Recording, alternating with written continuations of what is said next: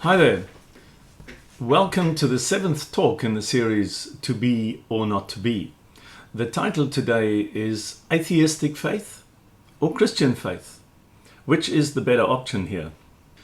Never before has skepticism, disbelief and doubt had such a brilliant halo. There seems to be glory about lack of knowledge and being proud of being ignorant. Absence of convictions and open-mindedness has become synonymous with intellectual sophistication, but it could also be empty-mindedness. Many of us have reached a state of living in our lives without any reference points. Just look around. Look around at people you know, at work, or even in your circle of friends. Western civilization has, in the most part, become pretty godless, hopeless, and without tangible values. Values like compassion, humility, wisdom, integrity, civil obedience for that matter, honesty for that matter, forgiveness. The establishment of a Christian worldview provides the conceptual foundation upon which the framework of truth can stand. And I don't think atheism has that framework of truth, because everything is absolute, remember? But not in atheism. But more about that in a moment. So there's nothing as valuable as the truth. And that is why Jesus said, if the truth shall set you free, you shall be free indeed. Now, atheism represents a dark room experience, I would say, where everything is meaningless, without value, has no reasonable, rational answers for what it means to be human. And atheism and humanism, etc., are not really simple to explain. And yet, I'm contradicting myself. I think they're very simple to explain, on the basis of just a few points that I will make. But it is important to remember, if the whole universe has no meaning, we should never have found out that it has no meaning, because humankind is created in the image of God, and it means we have a mind, not just a brain. So let's have a look. What is our worldview? Remember from all my previous talks, it was very important always to distinguish what worldview you have. Let me start off with the unreasonable irrationality of being an atheist. The first thing is, as I said, the worldview, because that means there's a set of values, and the values will determine my behavior. The most scary thing about atheism is that there are no absolute standards. There cannot be absolute standards, because the one statement of atheism is that there is no God. Or at least there is no belief in a God. But that means the absolute standard has been abolished from the outset. And everything else will cascade from that, as I will show to you. What is also very important for atheism is that we have total individual freedom. And we're not accountable to anyone. I can believe what I like, you can believe what I like, that is true. But every belief system has consequences. And for these consequences, there will also be choices to be made. And it is these consequences that we are not free to discard. We are accountable for consequences. Maybe not the freedom of choice, but definitely for the consequences. The definition that I found on the internet of atheism, and that's just one of them, is that atheism is a deliberate, definitive, dogmatic denial of the existence of God. And those are four very, very strong words. They are deliberate, in other words, that's very intentional. It's definitive, it allows almost no argument, that's how it is. It is dogmatic, it says that the basic idea of atheism is true, and it is assumed that it is true. And the denial means there is absolutely no chance that there is a God.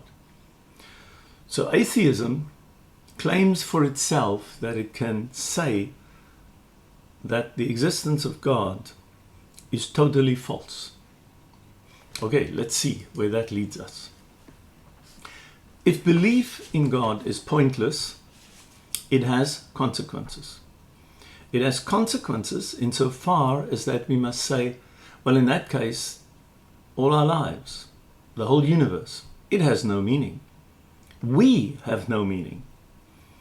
Nothing we do, in fact, is meaningful because it just goes up in a puff of smoke the day we die. Yet take note, there is still faith involved here. To be an atheist, you have to believe that atheism is definitely correct. In fact, that it is absolutely true. But in atheism, by definition, there cannot be any absolutes.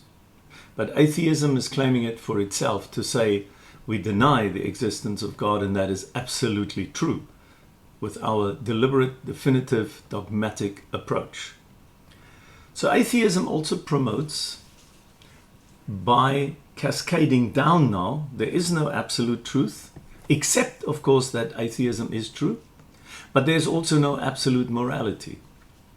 And by absolute morality, I mean there is no absolute right from wrong, and we cannot know what is right and wrong. In fact, I can decide what is right and wrong for me. But a bit more about that later.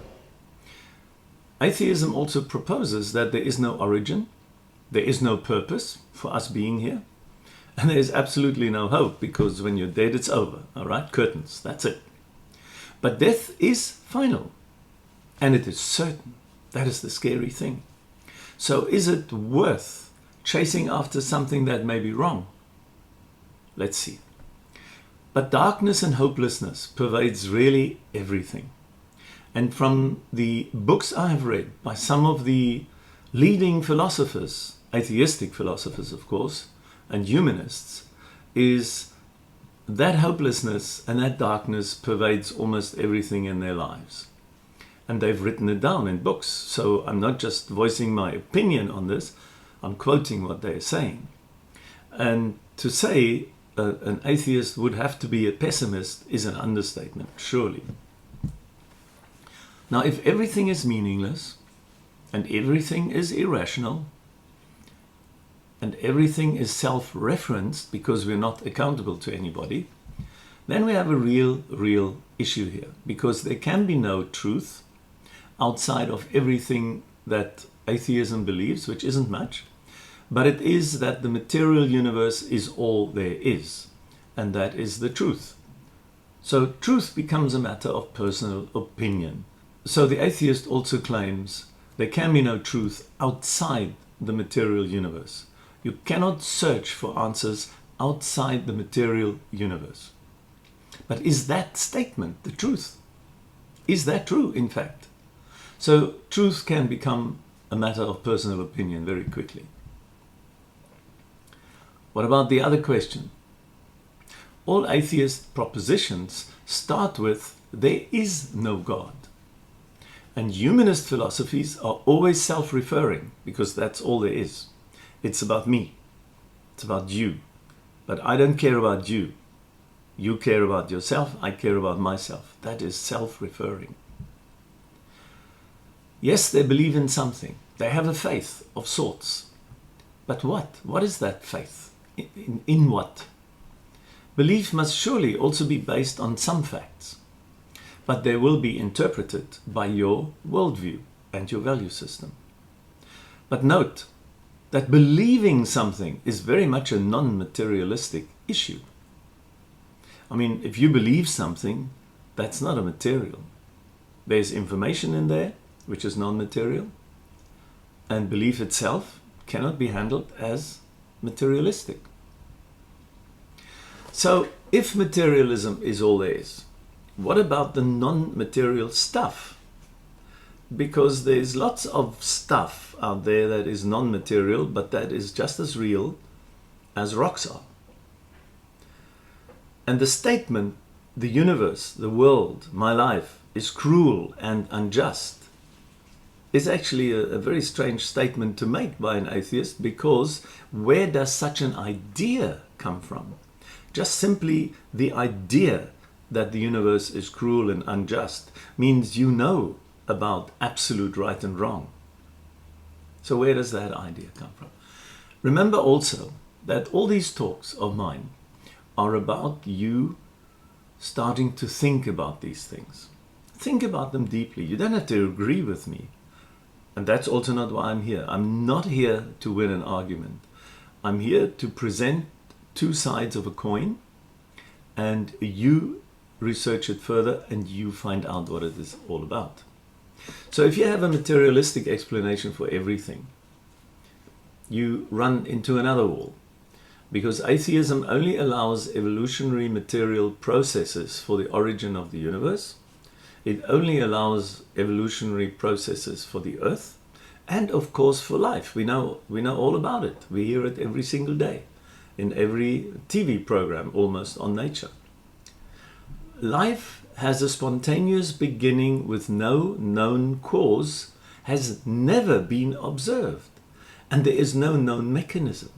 And when you get down into the nitty-gritty of genetics and DNA, you find out that you cannot possibly, not possibly believe that genetics and DNA is an event and a process that happened by chance.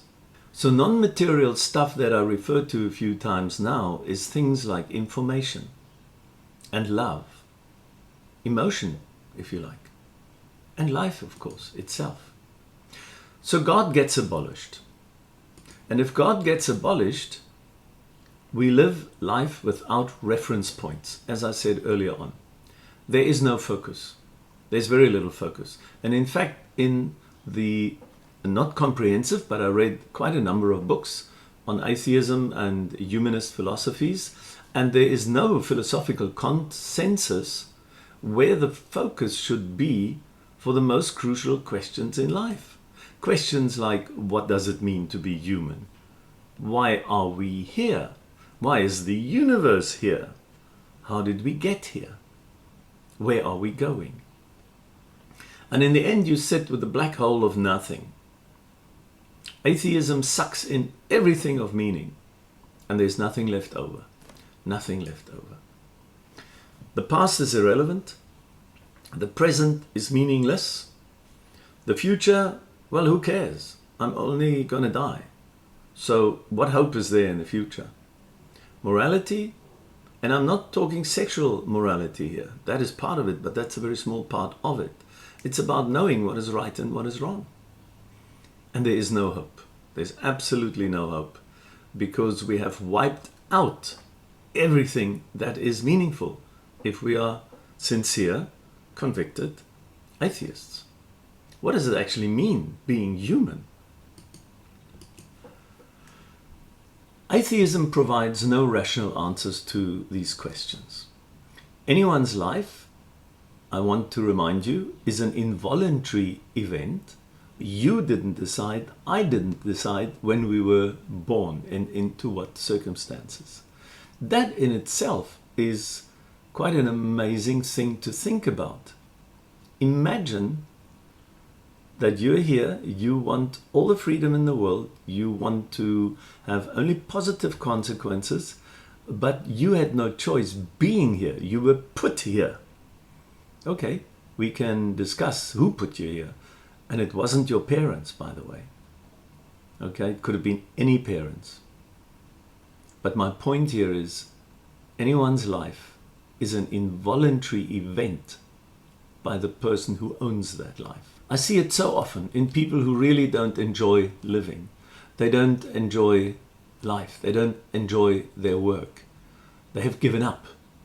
They are disillusioned. And life often does consist of boring, suffocating, pointless activities. There is often a display of no human dignity, especially in a big sort of factory or office process. There's no meaning really. Yes, you get paid at the end of the month for doing something that a robot could do. You're confronted with insignificance, and you bear this pain daily until you die. But in the meantime, you're filled with grudges and loneliness. Now hear me right. I'm not saying that every atheist is like that, but it certainly is the future if you have no belief in a creator, if you have no belief in any absolutes, if you have no belief in any justice, if you have no belief in right or wrong, that there is a difference.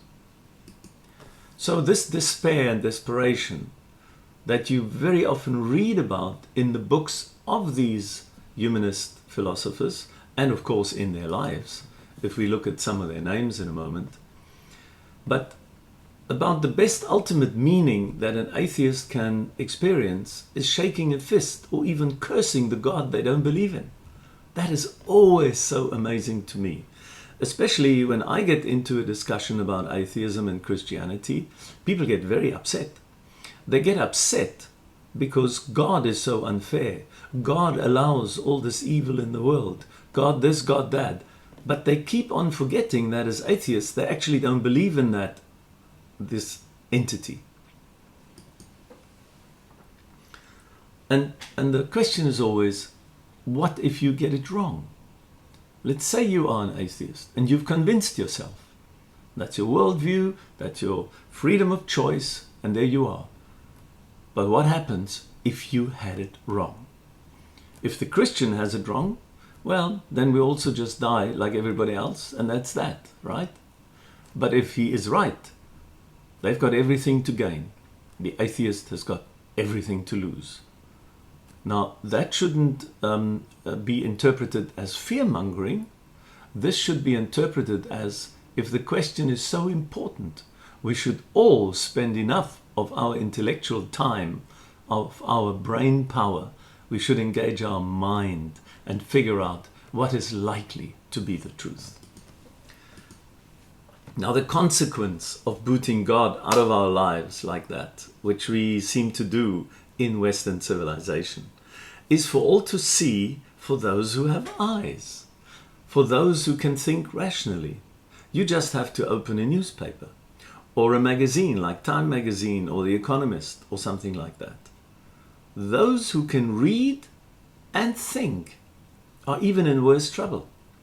Because let's say you've now listened to my talk and you say, rubbish, don't believe in it, it's fine. Great. But now you did hear about it. You did read something about it maybe. You made your choice, and now you're really in trouble if the Christian faith is correct and the atheist faith is wrong. You would agree with that, I'm sure. So whatever we think, whatever we choose as actions in our lives, whatever we decide to do or not to do, has consequences. And we cannot run away from consequences. Yes, we can be forgiven from big mistakes we made, from sins we committed, if you like. Yes, it can be done. But the consequences you will have to bear.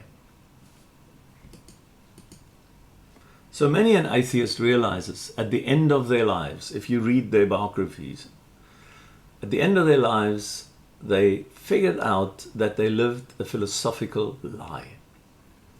And there are a lot of contemporary ones as well. I've met some of them. I've discussed some very superficially because, you know, they are so smart. They think that being intellectually clever makes you right. No, it doesn't. Because there is this other non-materialistic thing in the life of mankind, and that's called wisdom. I've met many very clever people who haven't got an ounce of wisdom. They haven't even got an ounce of common sense. But that's another story. If we look at the famous philosophers, I just took three here. Jean-Paul Sartre, a Frenchman. Friedrich Nietzsche, a German philosopher, very well known. You get people who probably wasn't a philosopher, he just lived it out. Stalin, Hitler, and some other modern day humanists and atheists. And they have a terrible, terrible picture that they present.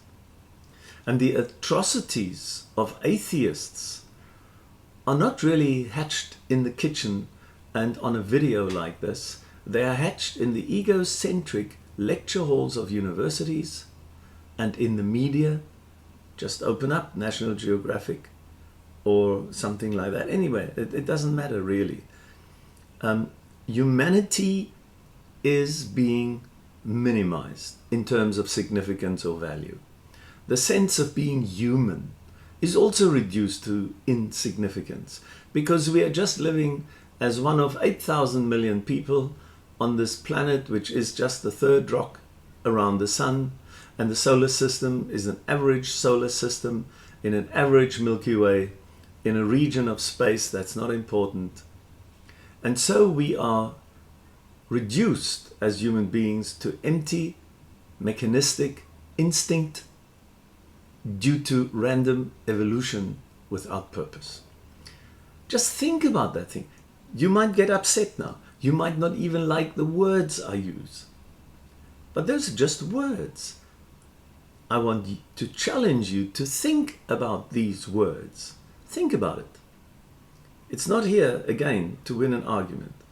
These things are there because that is what atheists believe, and those are some of the consequences that we all suffer, really, if that is the world order and the world view. Let's have a look at Stalin. Killed millions of people, millions. The same with Hitler, the same with Mao. Do you know that those three were pretty much impressed with Darwin? Because Darwin said survival of the fittest, and Hitler really pushed it to the extreme. And so did Stalin, really, and Mao. Pol Pot, Saddam Hussein in Iraq, and there are many, many others. And the atrocities cannot be explained one day when they stand in front of their Creator to say, my substance, my material substance, my atoms and my molecules that make up my body made me do it. That's not going to hold. Okay. So God is now abolished. We've got that. Reason is abandoned because there isn't much rationality here either. And death is still final. The atheistic religion still has to handle death. So if they're material only, like a rock, what is it that led you astray as an atheist? And it might sound like repetition, and it is repetition, but there is no moral law if God is abolished. There is only reasoning for self, for me, for myself. What's good for me? There is no meaning in anything. Again, only what I can get out of life. Only what I can get out of life has meaning.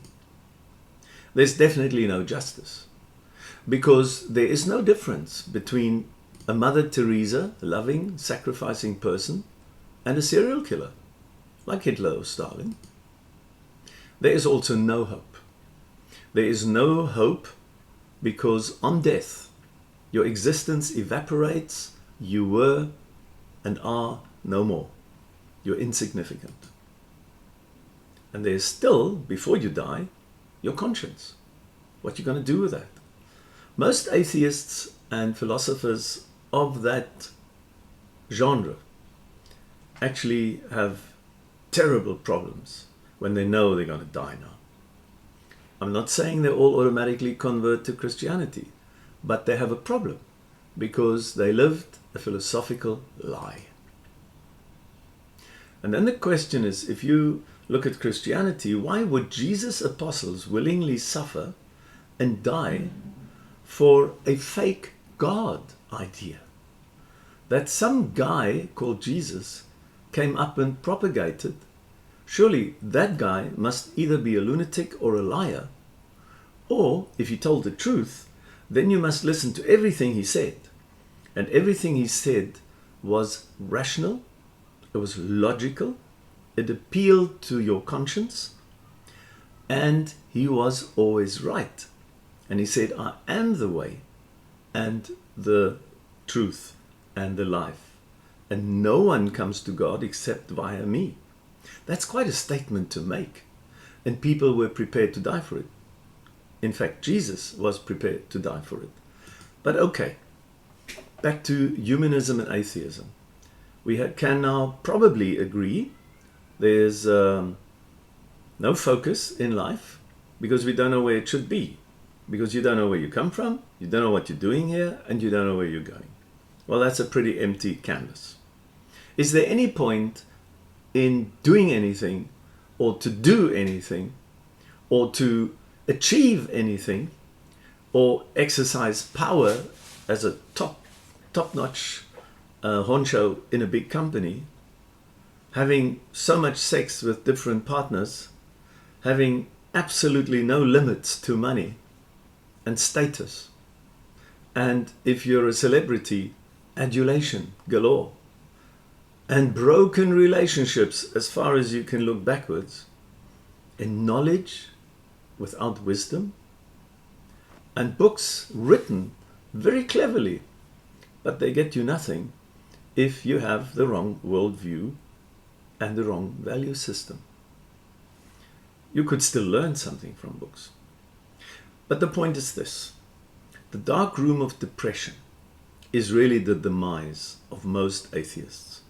The books that I read are not many compared to what has all been written. But if you look at just Jean-Paul Sartre and you look at their psychology, depression. Nietzsche, terrible depression. And they go mad later. They literally go crazy. And then you get people like Hitler, who develops a bunker mentality, like some other very top-notch people at the moment. And you will get,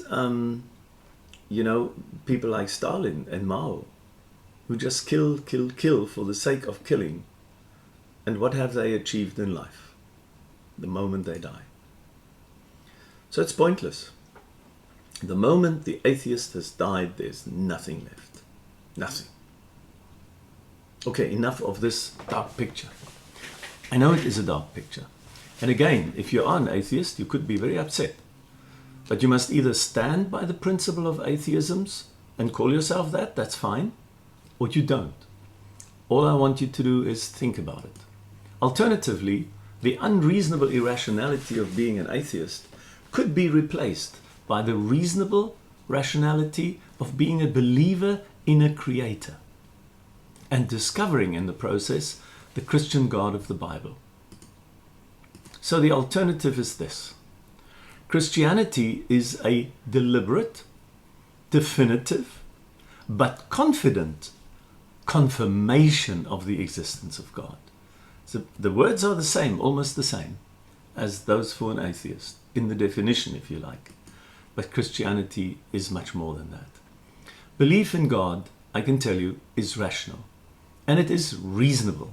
In the face of the reality of the world we live in, the information that we have today, the insight that we have today in biology, geology, astronomy, all the sciences, especially operational sciences, it's all there. Our deductions in the material world are made from what we observe. The facts are the same for everybody. It's from what we observe, what we know, what we measure. And we apply tools like logic and mathematics in a process of thinking. Another non-materialistic issue, right? We apply our non-material mind. And the foundation of Christianity is that it is rational and logical. It is experiential and factual, especially if you look at science. But it has another non-material aspect to it, and that is emotion and spirit. It's emotional and spiritual. That's a dimension that often gets forgotten, but it is there.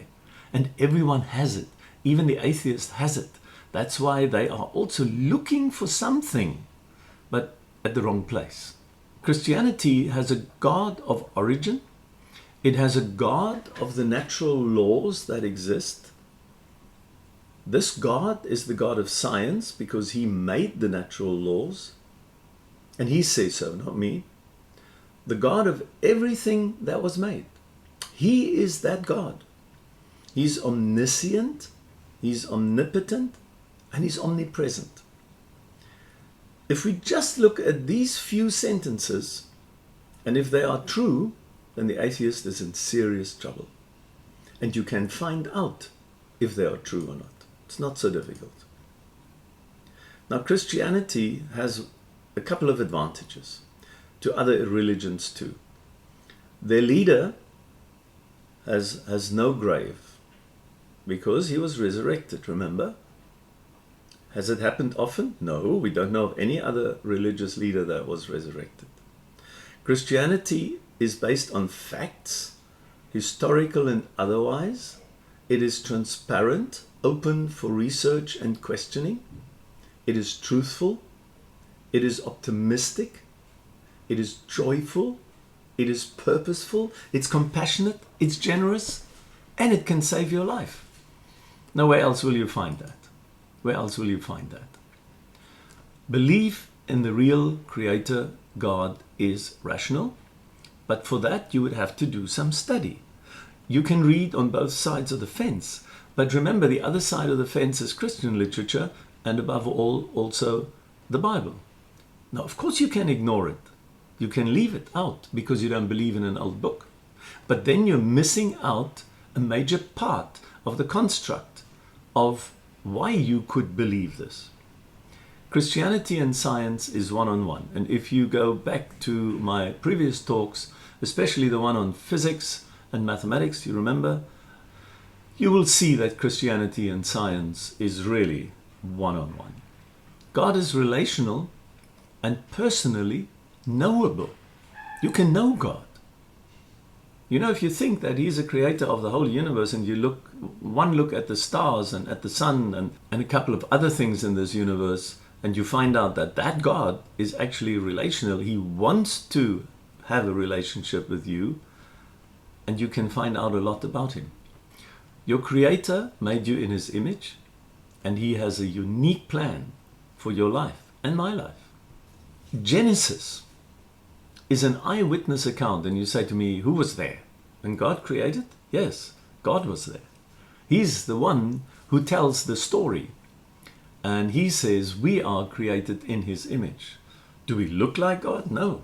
But we've got some characteristics which make us very, very different from crocodiles, dogs, and elephants. You must agree. Man and woman made wrong choices, even then. Look, we're still making wrong choices all the time.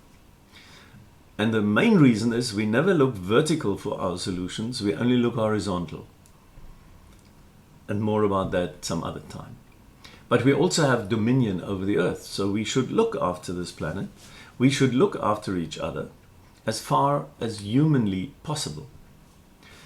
But God has a plan of recovery, and that is grace. Grace means I have unmerited favor of God to help me along in my decisions. The purpose of us being here on this planet is really personal relationship with God and to be open to this plan that He has for each one of us. And the destiny is to be reconciled to God through this Jesus Christ that so many people try to ignore. And it is because Jesus Christ died on the cross, was resurrected, and those are factual statements. This is not some dream or fairy story, but that is how it is put out there by the world, by atheists, by humanists. Why?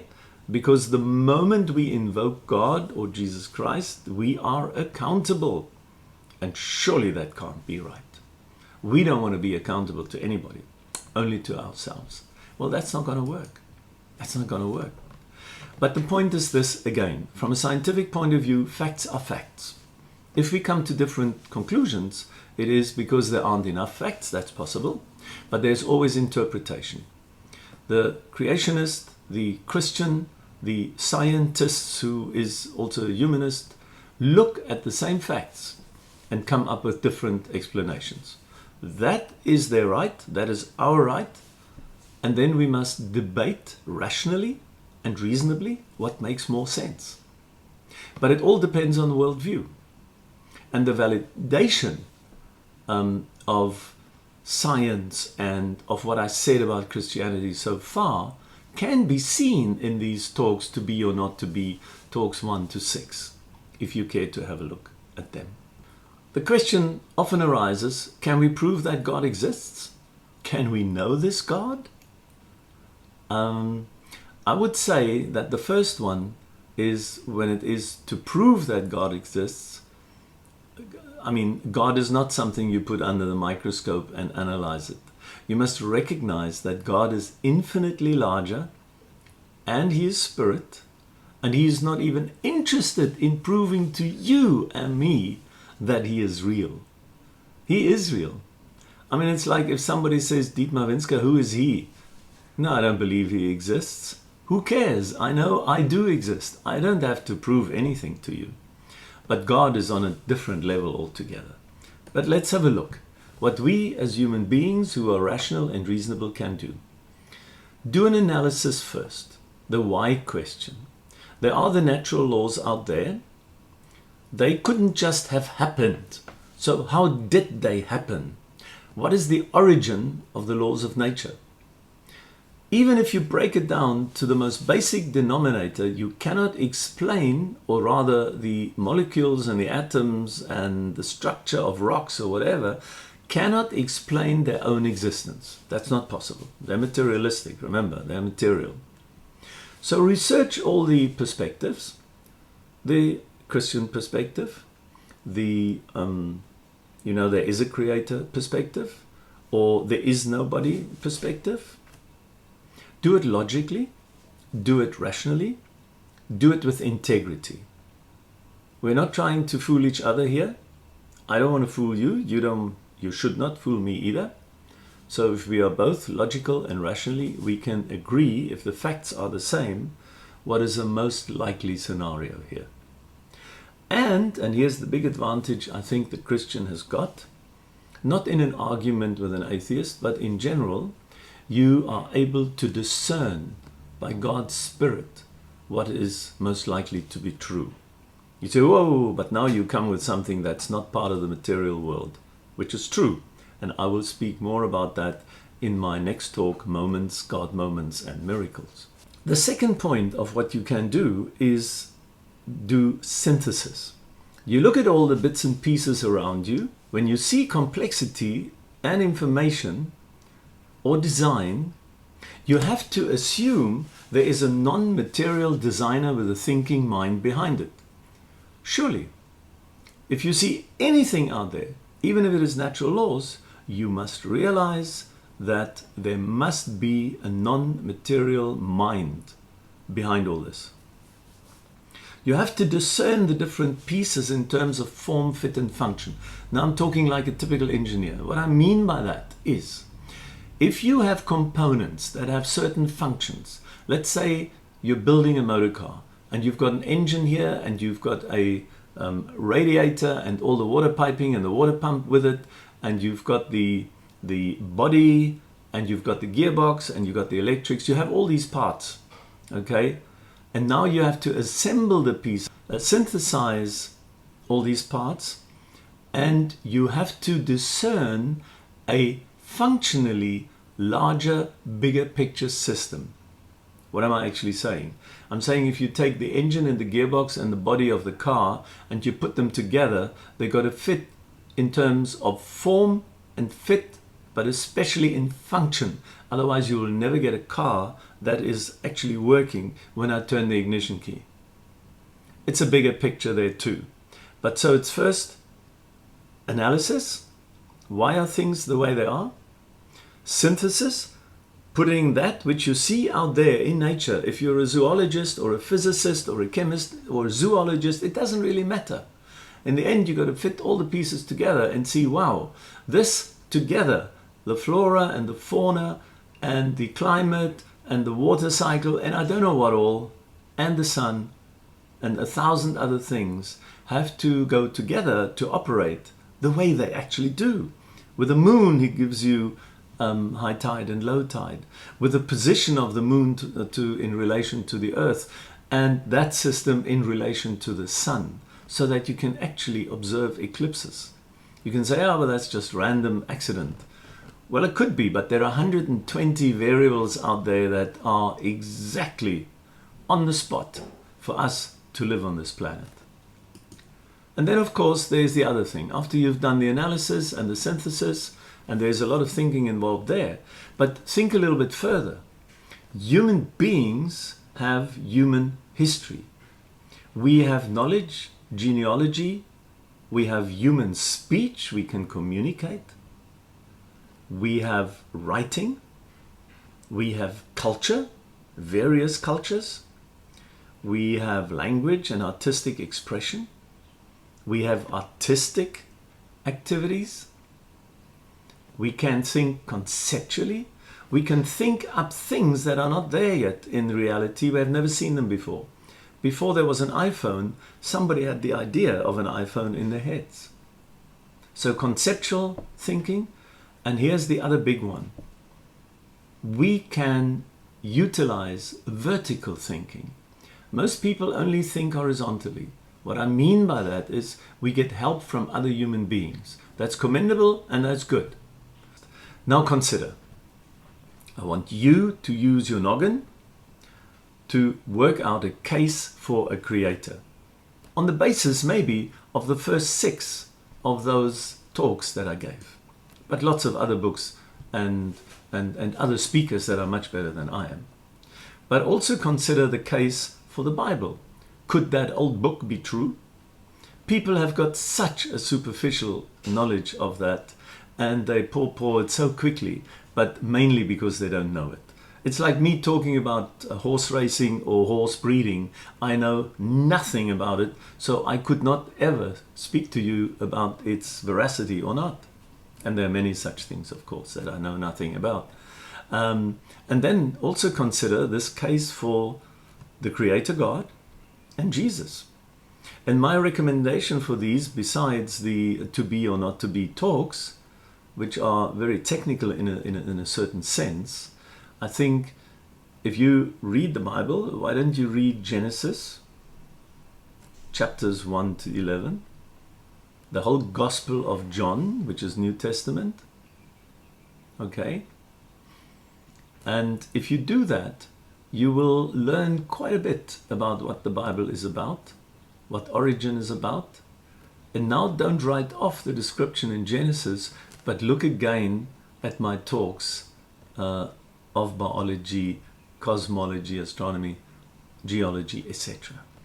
Not advertising myself, you can find others as well. Just look on both sides of the fence, not just on the fence side that you prefer. And you can believe me, I've read widely on both sides of the fence. But you see, your perspective determines your life, your values, and your actions. And that will affect your eternal future. You say, I don't believe in an eternal future. That could be. That doesn't mean to say there isn't one. That's just what you would like to believe. Okay? It's the same as saying, I don't believe in gravity. Well, that's tough luck for you, because gravity is for real and you're subject to it, like it or not. That's how it is.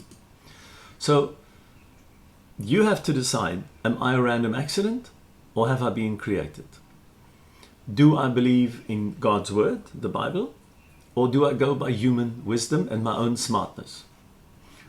Is Jesus the Son of God as he says he is, or is that just another fake story? You investigate. Don't take my word for it, but investigate it. But be honest to yourself. So here we have an image of an orange background with a white circle. The white circle with a very definite boundary is all the knowledge that there is for us in the three-dimensional and time dimension world to use. That's all there is. Okay? That is this knowledge universe. The little square that I put there and the dot represents the knowledge of all humanity so far. I'm exaggerating a bit, but probably not. There's much more we don't know as humankind than stuff we do know. Okay? And so I put it like that graphically. Allow me that. So if we have all the human knowledge and the little dot there within the square is actually what we know collectively, then the orange part is the part we don't know anything about because it is in a different dimension. It is the spiritual dimension. Sometimes God intervenes in the white space, and then we might call it a miracle. But I will explain more about that in the next talk. So for us right now, the orange part is incomprehensible, but we may know in parts. Okay, after this brief introduction on atheism and Christianity, I think we must just be sure to know what we believe and why we believe it. I personally, I don't have enough faith to be an atheist, and it's up to you if you do. Because remember, atheism is also a spiritual belief system. It is a non-material belief system. What are the practical implications here? You should sit down, think about what we've said just now, consider and possibly readjust your own perspective, make it a bit more open, a bit wider, but be inquisitive, be eager to learn new things, but also be discerning. And recognize that there's also a lot of fake stuff out there, there's a lot of deception, there's a lot of error, there's a lot of vanity, and people making themselves feel important. And don't forget there's a lot of evil out there too. Oh yes, there is no absolute morality, right? Well, in that case you wouldn't know the difference between good and evil, right? Okay. Ask critical questions and think things through. Trust. And even though you don't know Jesus, ask him. Ask him. Ask Jesus, if you exist, then reveal the truth to me. Show me. He will. So, just a couple of background pictures. Beautiful place, this Iceland. It's really a beautiful place. When you look at a scene like this, you see the beauty, you see the complexity of the environment in Iceland, specifically there. And you can see we're about 187 kilometers away on the southeastern coast in a place called Vik. And Vik is just Icelandic for harbor or bay. Reykjavik, by the way, means stormy or blowing bay. Okay? But that's not the point. The point is we see a lot of evidence, even in this picture, of a creator God. Why am I saying that? Because we see complexity and we see design. Design necessarily includes intention. If you design something, you've got to be intentional. But intention is always connected to intelligence and purpose. And thought and intention together are ingredients of a personality. It's not part of the attributes of rocks. Intelligence and purpose is connected to a person, not matter. So, if there is design, you cannot possibly say there is no intention because there was purpose. The prerequisite is intention and purpose. There is intelligence for that. And blind force and matter alone cannot have intention unintentionally. In other words, by random accident. It's not possible. Come on, let's not fool ourselves. The teleological argument that there is a God of purpose and design, it exists. You just open your eyes and you experience creation out there. These are the mountains of the Helderberg Basin at the back near Lawrenceford. You've probably seen it before. You have experienced creation. You've experienced creation in the Kruger Park, in the animals, in the bushveld, whatever it is, in the vineyards. Just looking outside the window and seeing all the trees and the plants and the sea and the mountains. There is observable purpose between all these various components that we see out there in creation. And there are layers of information. You know what astounds me is that every little bit that you look at in creation took human beings decades and probably dozens and dozens of academics and PhDs to figure out tiny little subsystems of how it works. You get experts who for 20 years studied the tok-tokis. You get other people who studied for years the airflow around the leading edge of a supersonic aircraft. You get people who study the details of how a tree grows and how the bark gets pushed out and what's going on between the bark and the center of the tree. You would not believe the complexity of what's going on there. And it's almost as complex once you look deeper at the different layers. There is so much information. That dot on that white circle is actually much smaller than what I drew it. There's much more we don't know than what we think we know. But teleological really just means there's a purposeful design. But design is an intelligent process. You can't get around it.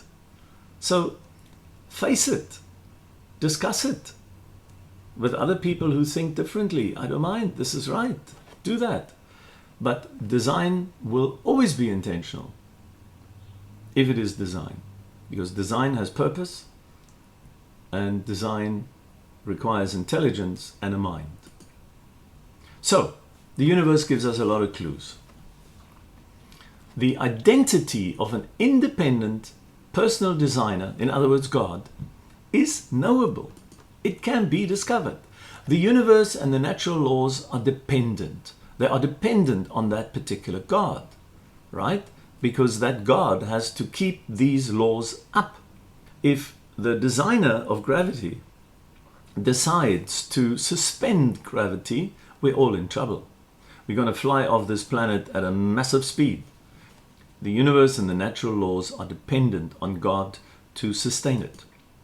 It's the same, of course, for the planets and Earth in particular, obviously.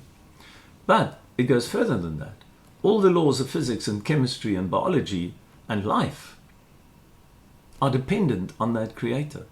Not a breath you make is not dependent on that creator, because he made you that way. We are dependent on oxygen, on blood circulation, on the liver doing its job, and all these things. We are dependent. And design, remember, as I said already, implies purpose, intention, information, intelligence, and systems thinking. Because the liver can't work on its own, it means nothing in my body. It has to work together with the spleen and the blood circulation and my nervous system and my lymphatic system and my brain and I don't know what all. It's all got to work together. And that presupposes a systems designer. Surely. And there's the Word of God, the Bible.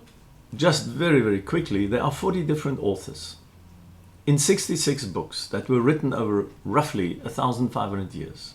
There was no collusion to write a book that sounds all connected. No human being could have connected it like it is connected. All these different books. The prophecies about who Jesus is and what he's going to do alone are in their hundreds. And they've all come to be true. They were written after Jesus? No, they were written long before Jesus, especially Old Testament, obviously. That's where the dividing line is, right? Jesus is a historical, real person. He said he is the Son of God, and that's quite a thing to say, you know. But part of the proof is his crucifixion and the empty tomb. Think about all that. If it is just nonsense for you, do yourself a favor, study it up nevertheless. Genesis and the Gospel of John. Do it. Do it. There's a very narrow door to get to God. That narrow door is Jesus, really. Small is the gate and narrow the road that leads to life, and only a few find it. Now, this is not like an elitist thing. It is, you've got a choice. You believe in a creator God or you don't. Jesus said, I'm the way, the truth, and the life. No one comes to the Father except through me. You can say, I don't believe him.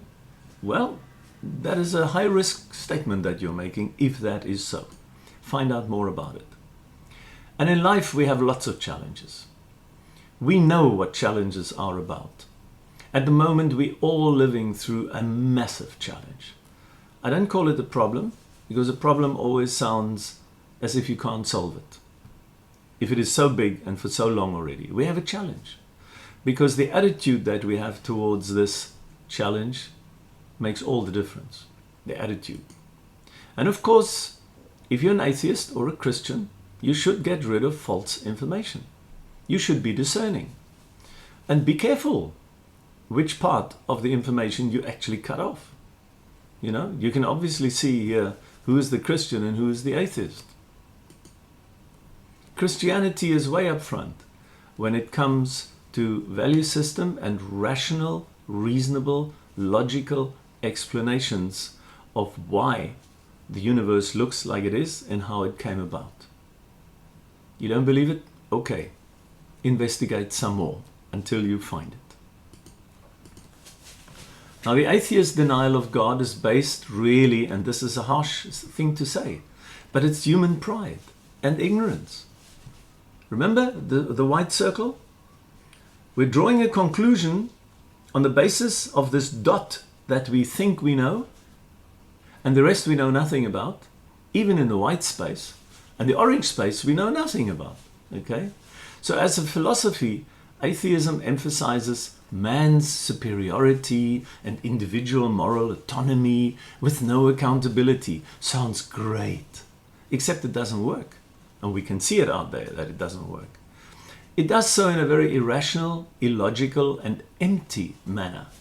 It provides no value, no progress for the individual, nor society at large, if you live here and you die and everything you did was meaningless and now you're dead and you're gone. Okay? R.C. Sproul said that atheism must be one of the most stupid belief systems that was ever concocted. And this is a harsh statement. But it is true. If you look at the details of the belief system of atheism, which means no God, no accountability, no morality in the sense that there is no accountability, there is no difference between right and wrong. There is no progress in that case for an individual or for society. And that is not who we are as human beings. But the depravity of man is actually, if you listen to the news or read the newspapers, the depravity of man is at once the most empirically verifiable fact today, and at the same time the most intellectually resisted fact. Who said that? Not me. Malcolm Muggeridge. You all know who he is. And God has the last word. You know, he says, the fool says there is no God. That's true. So you have a choice. I have a choice. We all have a choice. But the choices in town are only two types. The bland, wrong one, or the positive, bright one, if you like, to use this picture. I like this picture very much, and I thought I'll use it. Choices. So which will it be? To be or not to be? Don't choose darkness and emptiness and despair. For what? You can have a fantastic life. Choose life. Choose the light. Choose hope. Choose joy and truth. That's the most important one. And all this is covered by love. But that's a different topic altogether. But it's a very important aspect in that. I should have put it in there. So I want to thank you very, very much for listening to me. But please, you think now some more about all this. Do you have faith in atheism, or do you have faith in Christ? The choice is yours. And I want to recommend the Alpha Course to you. The Alpha Course, and we are actually giving these talks under the auspices of the Alpha Course. I always just had a big interest in Christian apologetics, especially with respect to science.